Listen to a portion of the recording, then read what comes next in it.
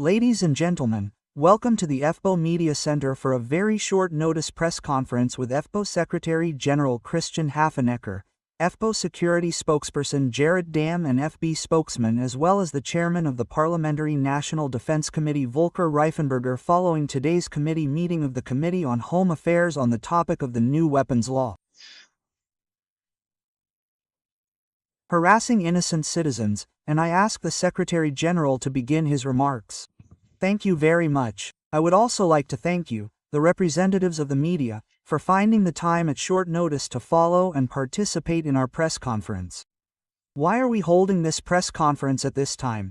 Quite simply because it has happened again that the Austrian state is speaking out, the federal government is turning against its own citizens, is doing nothing for the security of this country and is trying, as I said, to shift the blame for the misdeeds of recent years onto the Austrian citizens. That is also the reason why our spokesperson for the Interior and our spokesman are here at the podium today, because we really have to evaluate the decisions that were made today in the Interior, in the Domestic Policy Committee, in the Internal Affairs Committee, because we also have to assess what this means in the future, what it does to the security structure in this republic and what impact it has on both the executive and the soldiers of the Austrian armed forces.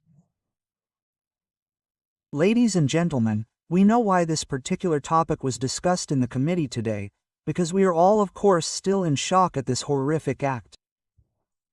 And I believe that we agree across all party lines that something like this must never happen again. However, from our point of view, it is important and necessary to take the right steps and not to cast general suspicion on the entire population. What does that mean in concrete terms? Especially when we think back to this assassination, this rampage by Kras, then it was carried out with a firearm. However, one thing must be made absolutely clear. If the regulations now being implemented by the federal government had applied, then this perpetrator would firstly not have acted on impulse but had planned carefully, and secondly he also had an illegal weapon at hand, namely a bomb that was almost ready for use. So even then he would probably not have shied away from using it.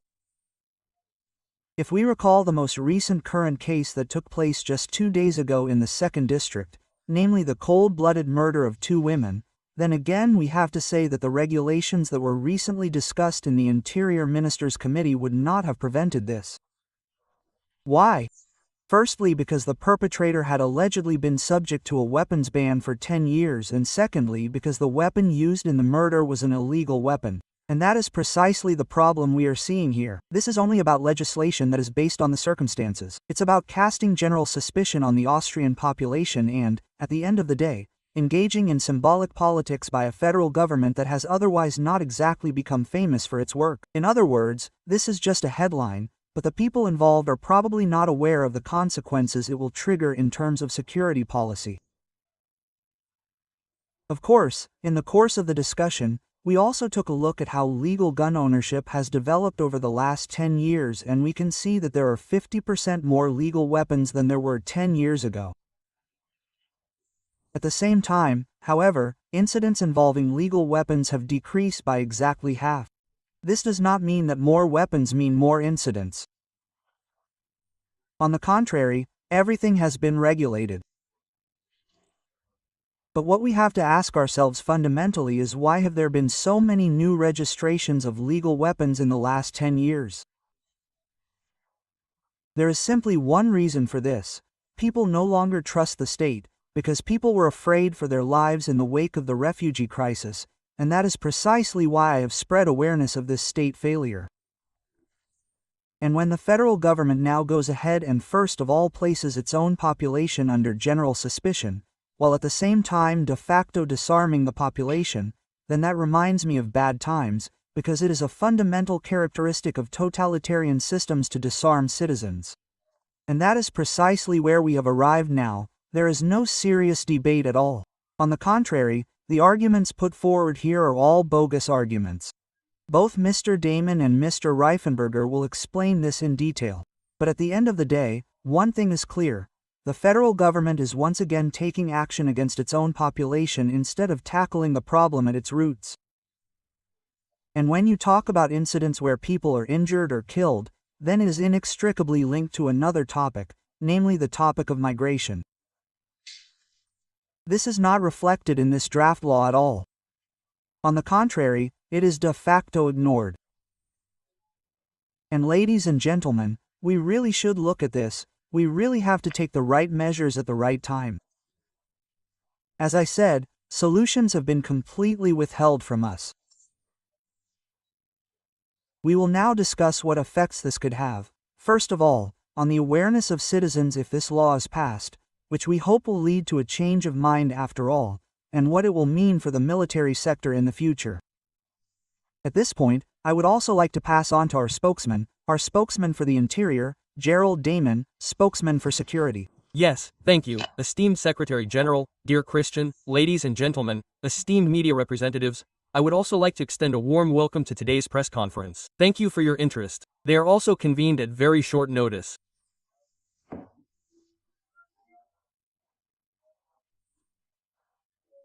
Yes, the Secretary General has already explained that this is a, let's call it, arbitrary law of this Austrian loser traffic light coalition, which the traffic light coalition promised immediately after the horrific attack in Graz, at the start of school, and that's why they were now short of time to present something related to the start of school, with something and.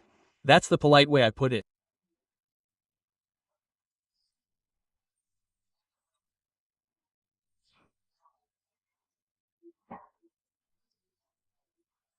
But now they have presented 46 pages of arbitrariness, bureaucratic monsters, and disproportionate interventions in our freedoms and civil rights, which in truth will not improve anything, but will ultimately lead to the administration being overloaded with meaningless, unjustified new regulations.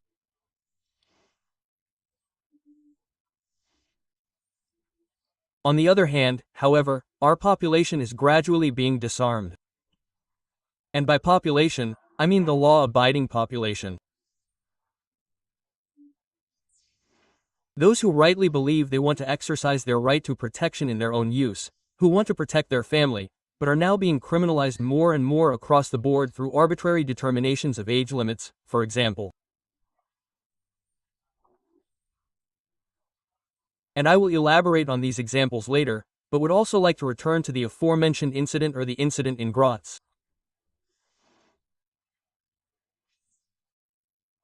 Let us recall what the government representatives seem to have forgotten, what was lacking, what led to this criminal, this attacker in Graz, obtaining a legal weapon.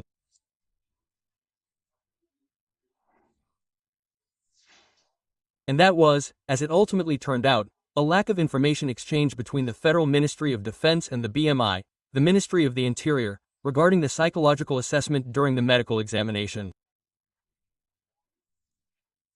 Because the filter in the Austrian armed forces during the medical examination worked, it was triggered. The psychological report determined that this person should not be authorized to handle weapons and is therefore also psychologically unfit to deal with weapons. That could then be a danger to others, but the Federal Ministry knew about it. The Federal Ministry was not allowed to tell the Interior Ministry, and as a politician, you have to explain to the public how two state organizations are not allowed to communicate on the same topic, supposedly for data protection reasons.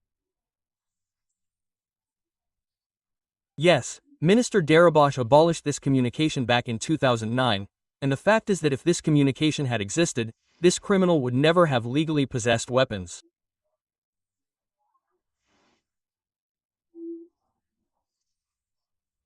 Another paper states, as my colleague Hafenecker just explained, that as a criminal with a data plan going back months, with a data intent, he would very well have also come into possession of illegal weapons, especially since an incomplete bomb was also found at his home with an additional handwritten note from him stating that he unfortunately could not finish it in time.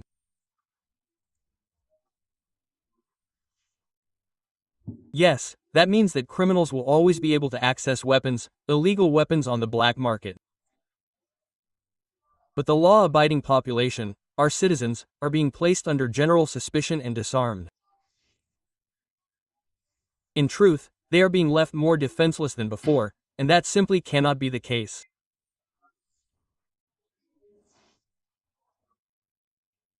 Furthermore, we criticize this arbitrary package for the fact that it is logically a piece of legislation that is not disputed by the Austrian federal government.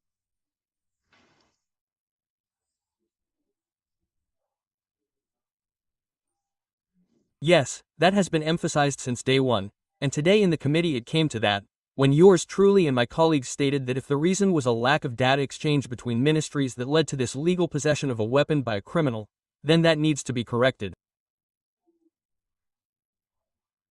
It is as simple as that, but we should not disproportionately deprive our citizens of their rights. And this data exchange and the provision of this data exchange would have met with our approval. We said that from the beginning.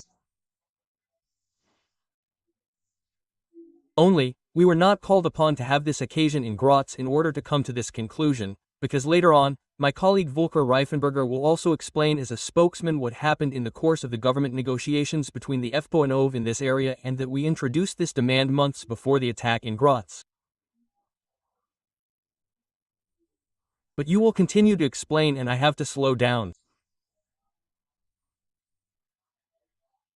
Regarding this, because something like this would have massively upset the population, to continue to plant, to build a pure show politics on this horrific incident in Graz, yes, when it would have been much more necessary to rack our brains responsibly. Possibly, in fact, to come to the conclusion in the other factions as well. If that was the mistake, we will correct the mistake. But the figures from national and international studies confirm that it is not legal weapons that are the problem in Austria, but illegal weapons. The black market trade in illegal weapons. Here, a few kilometers away as the crow flies, in various places in Vienna, it is possible to acquire firearms on the black market with a little digging underground. This is no problem for the federal government. Yes, it has not been mentioned at all in recent months, let alone promoted as part of a counter-offensive.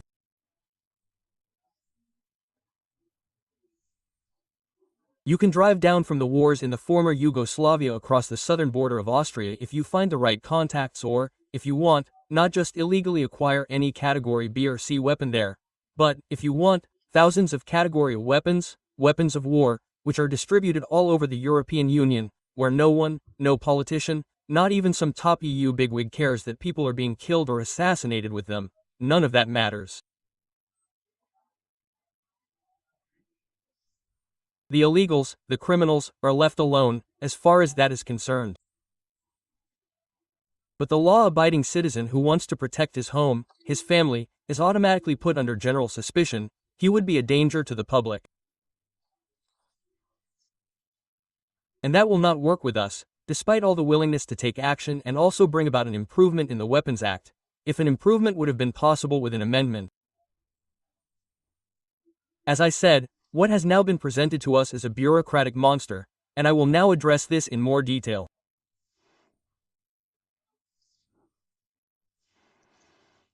Ladies and gentlemen, I would like to use a statement made by a government faction in the Home Affairs Committee 14 days ago as an example of arbitrariness, and hold on tight, yes, Mr. Garaman or some creative mind from the FPÖ did not invent what happened there.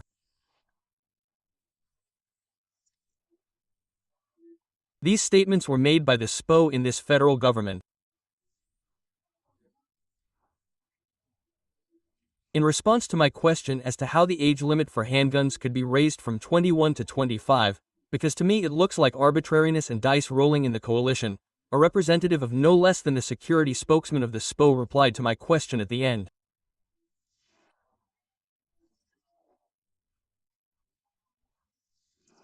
This can be explained by the fact that, according to scientific studies, the human brain is not fully developed until the age of 25, and only then can informed decisions be made when dealing with weapons.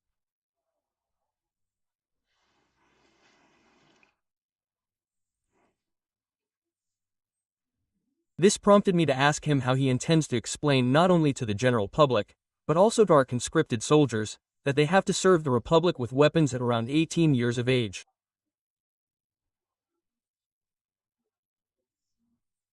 Police officers, after being discharged at around 20 years of age, are fully armed with the Cobra a little later, and are on the road every day to ensure our safety. How do the SPÖ, the OVP and the NEOS intend to explain to these gentlemen that they do not have the brain for this job, nor the necessary responsibility for this job? Our young people are entitled to vote at 16, and we get our driver's license a little later. In truth, the biggest and heaviest weapon you can give someone. A vehicle, a BKW, All of these are possible. You have the brain and the responsibility for that. But then he uses the justification for the increase to explain that the brain is not there to make decisions.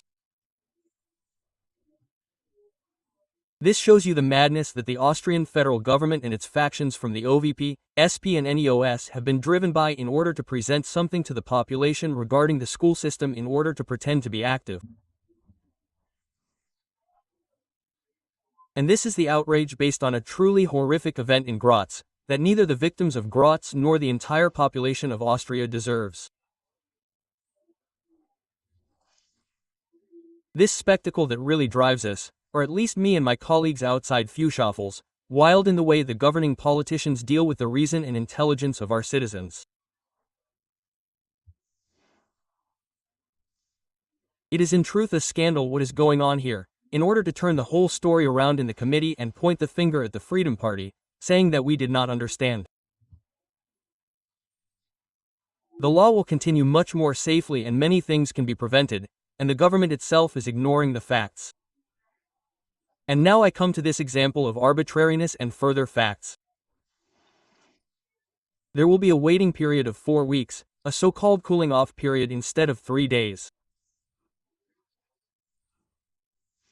I would say that experts, like Interior Minister Kahner, are saying that in the future there will be much better psychological tests that will prevent all possible negative effects and that the test has been carried out to ensure that someone is clear-headed and can handle a weapon responsibly. So he has to wait 4 weeks if, for example, he is threatened during this time because he was attacked, was subjected to domestic violence, already had a weapons permit, but now comes to the conclusion that he wants to be able to protect himself now because there was an assault. Then the authority tells this person, you can come back in 4 weeks. Yes. And that is the next point and shows the arbitrariness and questionability of this law.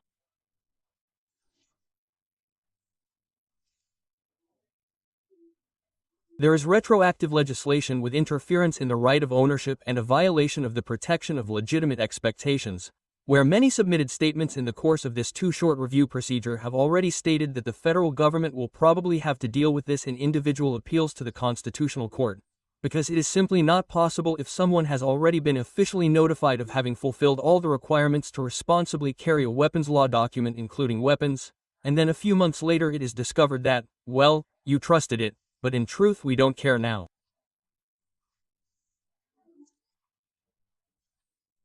Yes, you purchased weapons, we don't care at all.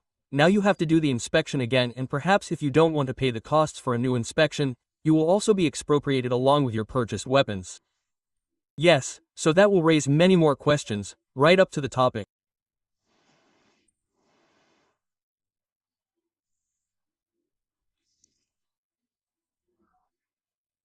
Yes, that in future the police will not only have to check handguns every 5 years or the personal reliability of these gun owners every 5 years, but now also long guns, the so-called Category C. Now we know the formal framework in which all this is embedded, namely a cutback offensive by the Minister of the Interior with the OVP, SP and NEOS in the police itself, reduced funds, too few personnel.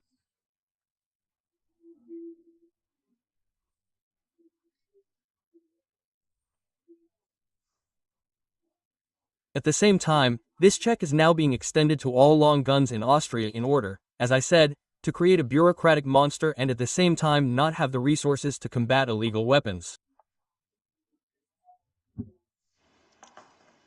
That is the next point. That means that the police will now not only check handguns, but also long guns. Do they have a gun ownership card? Is the registration number the same as the weapon that is currently in a safe or in a gun cabinet somewhere? The person who is there will be examined and then politely left the building, and this will be done every 5 years for all gun owners throughout Austria. I will look at this, I will look at how this is supposed to work in practice. And we have also told the members of the government factions this, but it seems to be of no concern to you at all, and this has also come up again and again during the review, and something else should be said about the review in this context. 14 days ago, less than 20 hours before the Home Affairs Committee, this 46-page document was handed over to us as a parliamentary group, where, as esteemed media colleagues know, This document had already been sent to the media a few hours earlier. The following day, as I said, not even within 20 hours, the Home Affairs Committee met and a committee review, was decided there. We, the Freedom Party, urged that this should not last 14 days, but 4 weeks, as would be appropriate, in order to be able to incorporate the necessary expertise into this sensitive matter, including time to incorporate these statements. This was brushed aside by the other factions. Now, they have practically lost track of time with the delivery to 60 selected institutions. They had 12 days and the government 1 day to review and incorporate over 400 positions. Well, anyone who believes it will be hard-pressed that somewhere at the beginning there was an expectation to incorporate other opinions and professional expertise when today the coalition has cobbled together something for itself that it wanted to convey, had to convey, because it had promised to do so.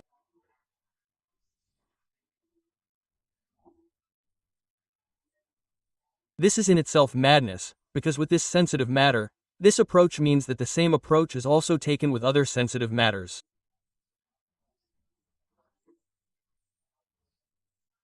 No matter what the population thinks, no matter what experts think, the people are simply ignored.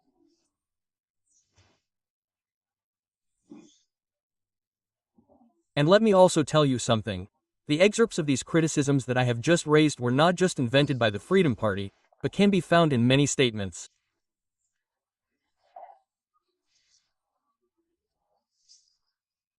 Encroachment on property rights, attack on the protection of legitimate expectations, arbitrariness are the buzzwords there, all the way to bureaucratic monsters, and impracticality is one thing.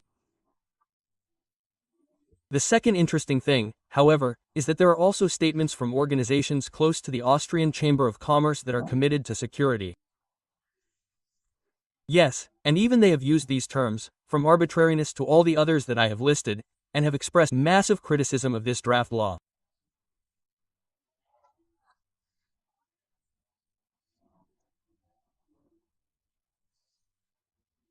Yes, that means that it is not the opposition party, even though it is the largest opposition party or the largest parliamentary group, the FPÖ, that alone comes to the conclusion that the whole thing is madness, an arbitrary law by this federal government, as I said, but rather Corbett has emphasized precisely this in the statements, and that is why we have also requested in our justification today in the committee, based on statistics and figures, to postpone the adoption of this legislation in order to take the time to discuss it with experts, to familiarize ourselves more closely with the issues, to familiarize ourselves with the expertise, and perhaps to bring all parties together again in order to avert this arbitrary legislation, this ad hoc legislation to the detriment of our security.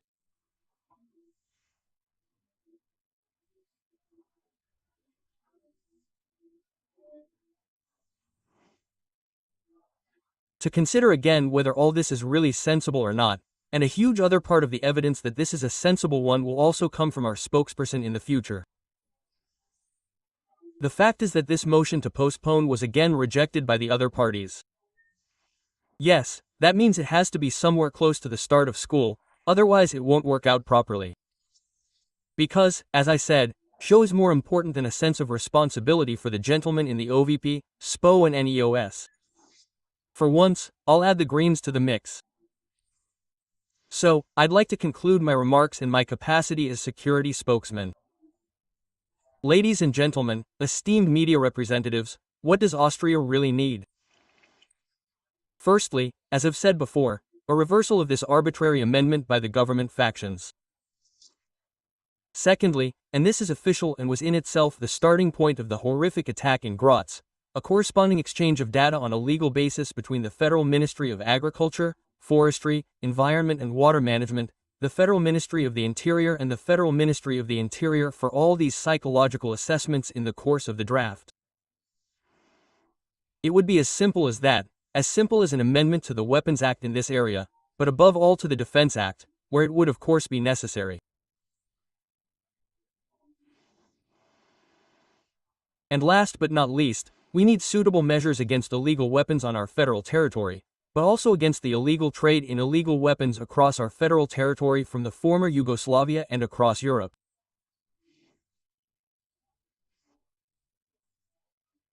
Furthermore, we need suitable measures against this imported knife crime. And what we do not need is clearly a distrust of law-abiding citizens in Austria. That was my point. Thank you very much, and I will now pass on to our spokesman Ruck Reifenberger. Please. Thank you very much. It is very important to me to also speak out on this topic in my function, in my role as spokesman, because this amendment to the Weapons Act certainly also has implications for national defense. Article 79 of our federal constitution, paragraph 1, stipulates that the Austrian federal government is to be organized according to the principles of a militia system, according to the militia principle, or, as it is commonly said, that in Austria we have an operational organization that represents a militia.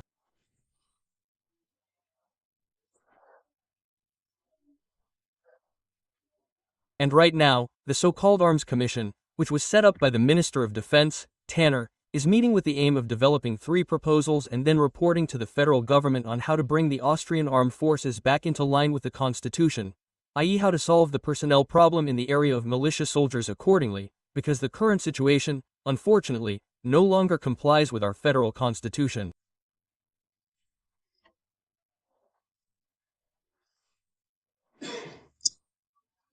And now we have an amendment to the Weapons Act, where we are completely arbitrarily, as my colleague has already explained, completely arbitrarily introducing an age limit of 25 years, which cannot be derived from anything.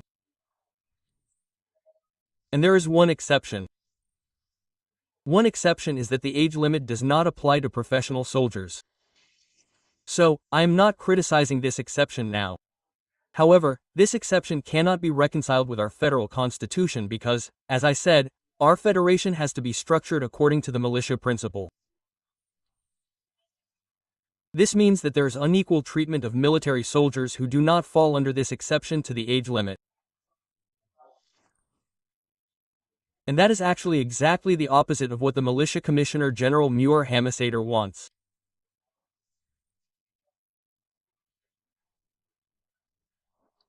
Exactly the opposite of what the Chief of the General Staff General Streidinger wants, and in truth even the opposite of what the Minister of Defense Tanner always claims to want, namely to eliminate the unequal treatment between professional soldiers and militia soldiers, which still exists, for example, in the area of social law disadvantages. All this unequal treatment, because there are only soldiers, there are cadets and officers, but this distinction between professional soldiers and militia soldiers does not exist in our operational organization.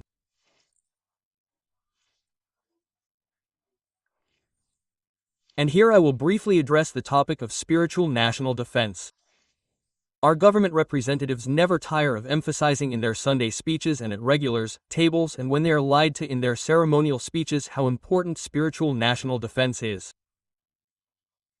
It is true that we have a lot of catching up to do here, but what this amendment to the Weapons Act achieves here is actually the exact opposite.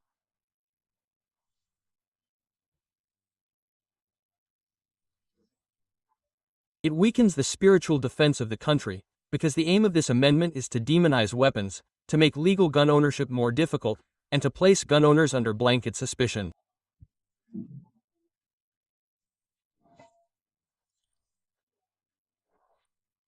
And that is counterproductive, because with such an attitude you do not create the kind of mood among the population that is needed to be able to defend yourself in the future. And I would like to make that clear to the government factions. If you are now pushing this amendment through in this form, then please do not comment on the subject of spiritual defense of the country in future. And now I would like to return to the militia soldiers. The majority of our soldiers are deployed in the Security Police Assistance Mission for Migration, i.e. at the national border. The vast majority of these soldiers are militia soldiers, and the majority of them are under the age of 25, under this fictitious age limit that is being drafted here.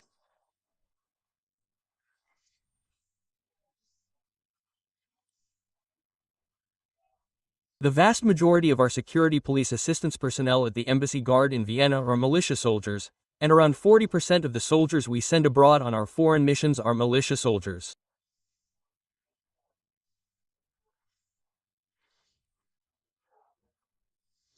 And in all of these missions, they not only have firearms, but also carry them accordingly, and in many of these missions, they even carry category weapons, i.e. war material that civilians cannot acquire anyway.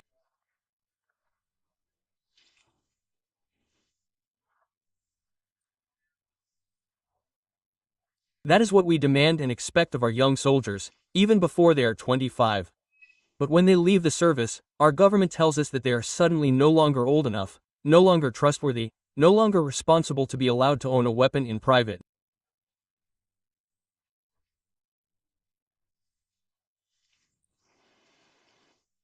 A group commander can be 19 years old under certain circumstances. We expect this 19-year-old, perhaps a sergeant, to lead 7 other comrades in his group and provide them with support during an operation.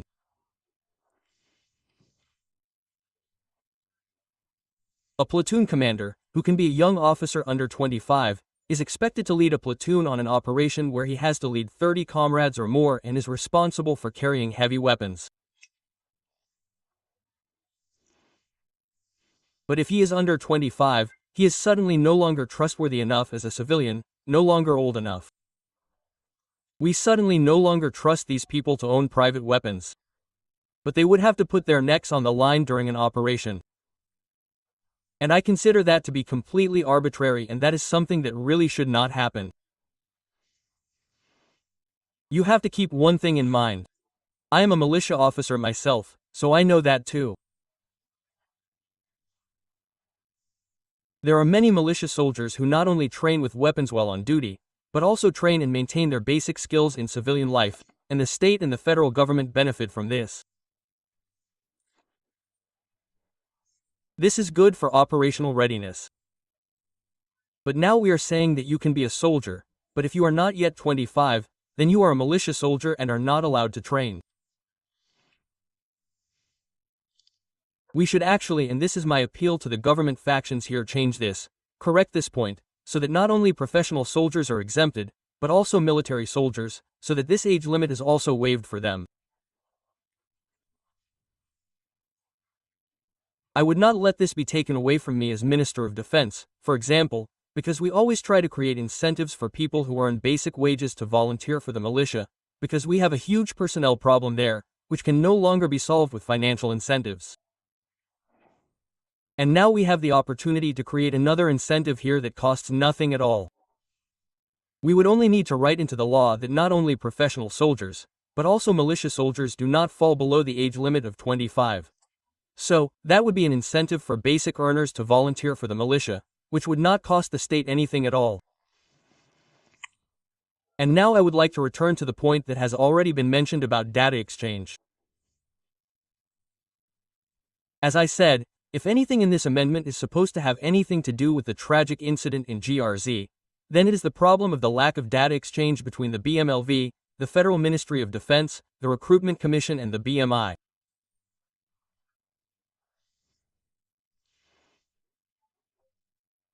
And now I have to say something about the fact that this was actually already brought up by us at a time long before Graz, because I was personally allowed to lead the negotiations with my counterpart, Defense Minister Tanner, during the failed government negotiations with the OVP in January of this year, on the chapter on national defense, and during these negotiations, and this negotiating document has already been submitted and is therefore also accessible to the media.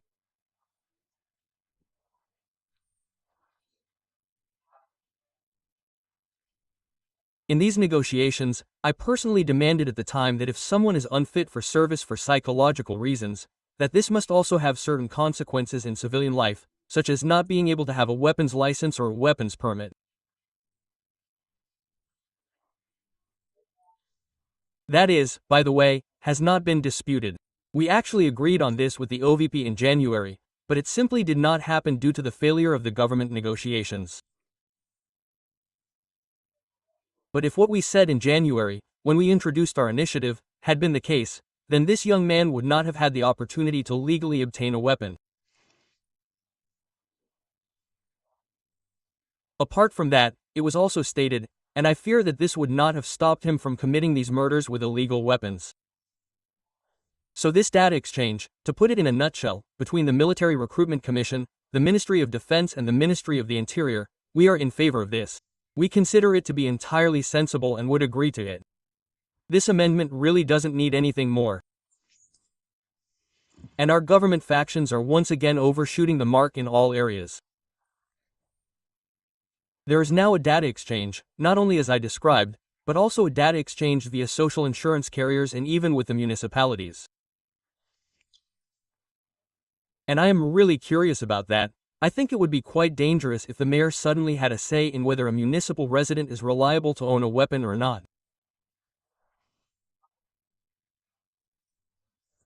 I think that there are some things, so to speak, if someone is considered a troublemaker in the municipality or perhaps belongs to a different party or is not liked by the mayor and then suddenly the mayor gets an instrument of power in his hands, here perhaps from a different political camp, to prevent a municipal resident from legally owning a weapon. I also think that is absolutely conclusive. Yes, to summarize, I would also like to point out that I am a lawyer myself. This retroactive effect is highly problematic from a constitutional point of view. The age limits are completely arbitrary. The big review period was far too short. Also, it is absolutely not conclusive to bring this to the plenary session next week.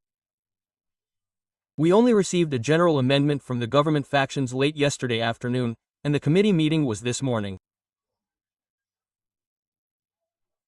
So, this is all far too hasty and it plays a role, as was claimed in the committee today, that it makes no difference at all whether a weapon is legal or illegal in a crime.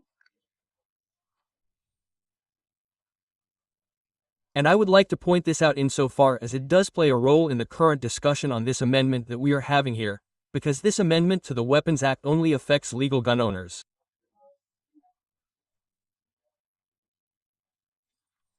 It only restricts legal gun owners, and illegal gun possession is not being curbed in any way. In fact, it is counterproductive because, as already explained, the police are now overloaded with bureaucracy, including having to suddenly check Category C weapons, and as a result the police are missing out on capacities that should actually be used for combating crime.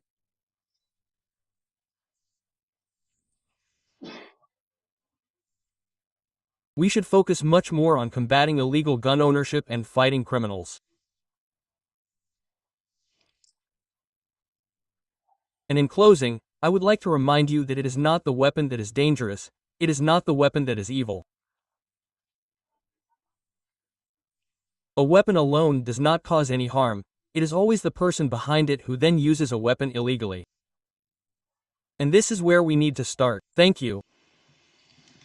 There is now the opportunity to ask questions on the topic of the press conference, and for our viewers watching the live stream, I ask that you state your name and medium in front of the question, please.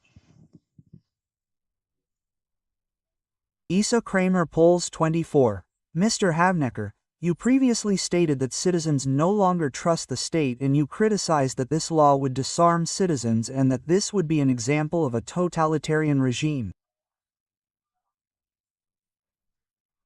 Can I understand that to mean that you can understand when citizens arm themselves in order to defend themselves against a state if necessary?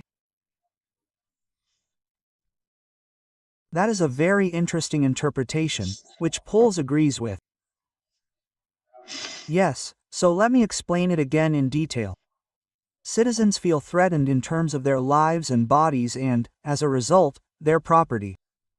Yes, and citizens no longer trust the state to guarantee their protection. That's why they take on their own protection. That's the crux of the matter. But now to think in this direction, that citizens, the question was really strange. You have to be completely honest about that. You have totalitarian regimes. Yes, I said, it is always possible to prove that totalitarian regimes, when they come into force, so to speak, that the first thing they do is disarm their citizens. This can be proven many times in history. That's understandable. And now we have reached this point where there is a massive encroachment on fundamental rights, which cannot be legally justified at all. And that de facto leads to the fact that legal gun ownership is made impossible by harassment, that it is actually criminalized, at least in the public perception, and at the same time, and this is the insidious thing about it, that on the other hand, the illegal arms trade is boosted. Just imagine that. So, another question about psychological testing is completely off the mark. You saw it as a positive thing that there are psychological tests for the draft and that they work. Why then do you criticize the fact that these psychological tests are also available for people who want to buy a weapon after the draft? If someone is mentally fit to carry this weapon, they can still buy it in order to defend their family or their home. We did not criticize the psychological tests. On the contrary, Mario Cunos made that very clear. And once again, the psychological tests did not reveal any errors, because the federal government determined that this gentleman was not fit to carry a weapon. The only question is, why don't two security agencies talk to each other? That could have been eliminated with a stroke of the pen. Let's take a look back at the failure of former Defense Minister Terabos, who eliminated precisely this possibility. Yes, if you're looking for someone to blame for this, the government partners can shake hands with each other. That could have been eliminated quite easily without casting general suspicion on their own population. That means we're not criticizing the psychological reports, but what is very interesting and of course questionable is the fact that you have to go to the psychologist again after 5 years. In my opinion, this is nothing more than further harassment, which ultimately costs money, and not a small amount. And it leads to so many people considering whether they still want this weapon or not. And a third point, and this is also very, very important, as my colleague Damon has already pointed out, if you have a stockpile, if you have received a death threat and then have to wait until this cooling off period is over, then you probably won't sleep well. Yes, and it's not about being in some kind of psychological state of emergency or being a potential assassin, but about really feeling the urgent need to protect your home, your family, and everything you love and value, and that you don't include any possibility of doing so in the amendment to the gun law. At least to ensure that this cooling off period can be avoided for such exceptional cases. Yes, that already shows that you're completely missing the point and that it's not in the interest of this federal government at all to protect people, but rather to simply score a few cheap points. I find what's happening here on the backs of the victims of Grots to be extremely shameless. And that's the status quo. And we, the liberals, and you've known that since the Corona period, are against all encroachments on fundamental rights and freedoms, and this is a massive one. Are there any further questions? Please contact Michael Scharfmuller, Magazine Info Erect. There is always talk of home defense. Are sports shooters now exempted from the new amendment? They are also worried about youth development and similar issues.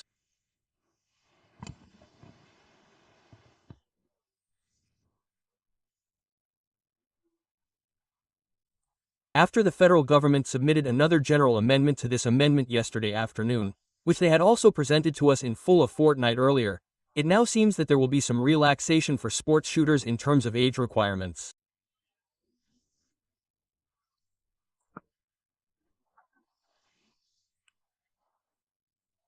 Yes, it has perhaps been highlighted in the last 14 days by the statements of the federal government, what madness they have also done to skiing.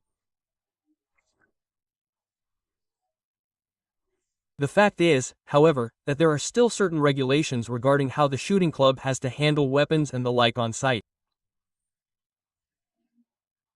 This means that this will of course also entail corresponding costs, but the age limits have apparently been lowered again.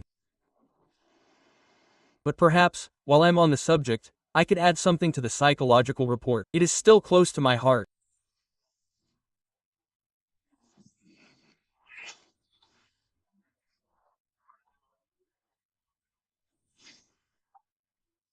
It seems to me now, as an objective observer of this entire scenario, that the federal minister of the Interior has failed to pull himself out of the mess surrounding the issue of psychological testers in the case of the Grots attacker by suggesting to the media and our citizens that a legal reform is now coming that will make better assessments possible outside of the position, outside of the medical examination, yes, through better processes and new methodologies and the like.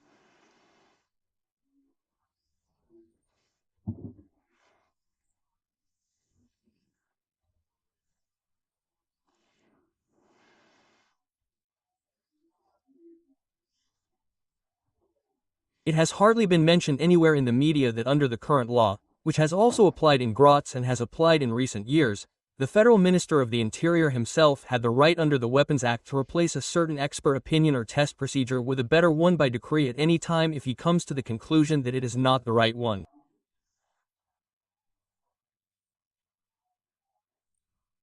That means that there is no need for a legal reform for this. Yes, this amendment is not needed for this at all. He would have needed to realize in recent years that something is not working. The fact is, however, I assume, and I'm being generous here, that the majority or almost all psychologists in this field have apparently worked correctly in recent years. Yes, insofar as nothing has happened there, and that is why the Minister of the Interior would never have come up with the idea of reorganizing the psychological assessment procedure. That seems to be the case, otherwise he could have done so at any time. He didn't do it, otherwise he would be guilty of not having done it if he had had different figures. And as I said, the figures prove it. It has already been touched upon, but you would like to emphasize again in this context that if in 2015 there were 639 known cases of violent crimes involving firearms in Austria and in 2024 there were 352, that was a decrease of 45% in the number of violent crimes, while the number of legal gun owners increased by 47%, from 253 to 375,000.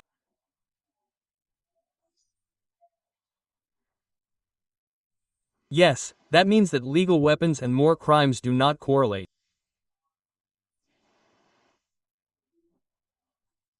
This is proven not only by the Austrian figures, but also by a Harvard study and an EU study commissioned by the EU Commission, which shows that there's no connection between the two, that a greater number of weapons does not lead to a greater number of legal weapons and more crime. This is proven, yes.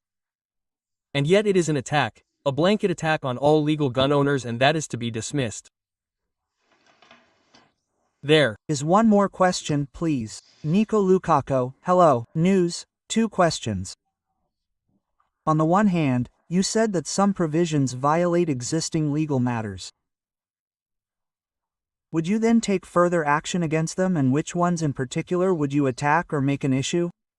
And the second question, specifically for the HA thinker, after the housing package presented yesterday, there is also a lot of discussion about what it could achieve. How do you see it? How effective is it, and what suggestions do you have to make rents more affordable? Thank you. Perhaps you could just briefly say something about the issues that appear to be highly problematic from a constitutional point of view. The thing is that we as a parliamentary group in the National Council are unfortunately still a bit too weak, so you would need a third of the members of the National Council to initiate a legislative review procedure at the Constitutional Court. Yes, that means that unfortunately we as the FPÖ parliamentary group cannot do that. Only affected individuals can do that, and I assume that, without our intervention, there will be enough affected people in Austria and our population who will then take this route to the Supreme Court or the Constitutional Court.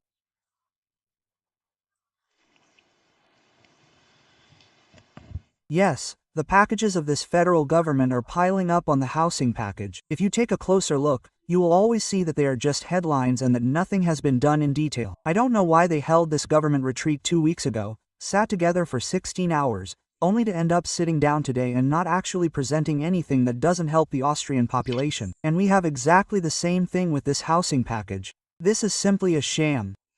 Mr. Pabler is now playing Robin Hood and wants to somehow convince his last remaining voters that he has changed something and improved something. The fact is that he is only cementing the rent increases in the first place. Yes, and that this is primarily due to a threshold value. Yes, which is always exceeded, so to speak. That means that the increase in rents is very, very easy. That is to say, that is the threshold. If one is serious about it, one would of course have to set it much, much higher. But this shows that Mr. Pabler is one of several gentlemen, and for the first time he has to bow down to the upper house, namely the OVP. On the other hand, there is also his mayor in Vienna, Mr. Ludwig, who also has to bow down to them, and then, thirdly, he has to make sure that enough functionaries come to his board meetings so that the party leader can be installed. So he has several difficulties, and, just like the state of the SPÖ, this package is a disaster.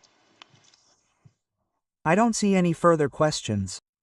Then I would like to thank you once again for coming to this press conference that was called at short notice and wish you a nice day.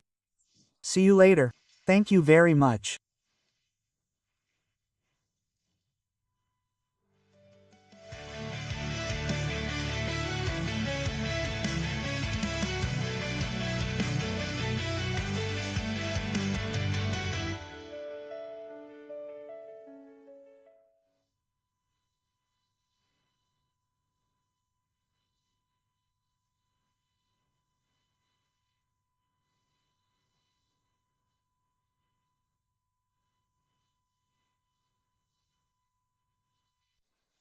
M.